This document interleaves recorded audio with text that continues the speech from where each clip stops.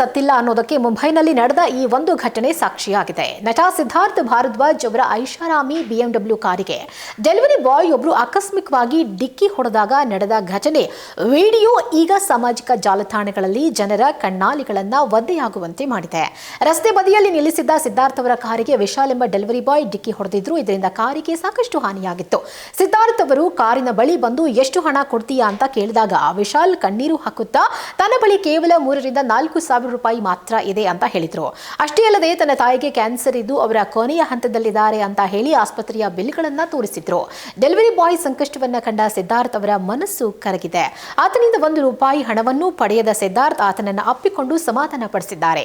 ನನ್ನ ಕಾರನ್ನ ನಾನೇ ಸರಿಪಡಿಸಿಕೊಳ್ಳುತ್ತೇನೆ, ಆ ಹಣವನ್ನೇ ನಿನ್ನ ತಾಯಿಯ ಚಿಕಿತ್ಸೆಗೆ ನನ್ನ ಕಡೆಯಿಂದ ಅಳಿಲು ಸೇವೆ ಅಂತ ಹೇಳಿ ಆತನನ್ನ ಕಳುಹಿಸಿಕೊಟ್ಟಿದ್ದಾರೆ. ಈ ದೃಶ್ಯವನ್ನ ಕಂಡ ನೆಟ್ಟಿಗರು ಸಿದ್ಧಾರ್ಥ್ ಅವರ ದೊಡ್ಡ ಗುಣಕ್ಕೆ ಫಿದಾ ಆಗಿದ್ದಾರೆ. ಘಟನೆ ನಂತರ ಸಿದ್ಧಾರ್ಥ್ ಆ ಡೆಲಿವರಿ ಬಾಯ್ ನಂಬರ್ ಅನ್ನ ಹಂಚಿಕೊಂಡಿದ್ರು. ಇದನ್ನ ಗಮನಿಸಿದ ನೆಟ್ಟಿಗರು ವಿಶಾಲ್ ಅವರ ತಾಯಿಯ ಚಿಕಿತ್ಸೆಗಾಗಿ ಸುಮಾರು 30,000 ರೂಪಾಯಿ ಸಹಾಯಧನ ಕಳುಹಿಸಿದ್ದಾರೆ.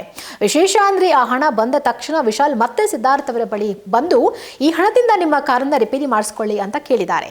ಆದರೆ ಸಿದ್ಧಾರ್ಥ್ ಆ ಹಣವನ್ನ ನಿನ್ನ ತಾಯಿಯ ಚಿಕಿತ್ಸೆಗೆ ಬಳಸ್ಕೋ ಅಂತ ಹೇಳಿ ಮತ್ತೊಮ್ಮೆ ವಿಶಾಲ್ ಅವರ ಪ್ರಾಮಾಣಿಕತೆಯನ್ನ ಮೆಚ್ಚಿಕೊಂಡಿದ್ದಾರೆ. ಸದ್ಯ ಈ ವಿಡಿಯೋ 25 ಲಕ್ಷಕ್ಕೂ ಹೆಚ್ಚು ವೀಕ್ಷಣೆ ಕಂಡಿದ್ದು ಸೋಷಿಯಲ್ ಮೀಡಿಯಾದಲ್ಲಿ ಸಖತ್ ವೈರಲ್ ಆಗಿದೆ.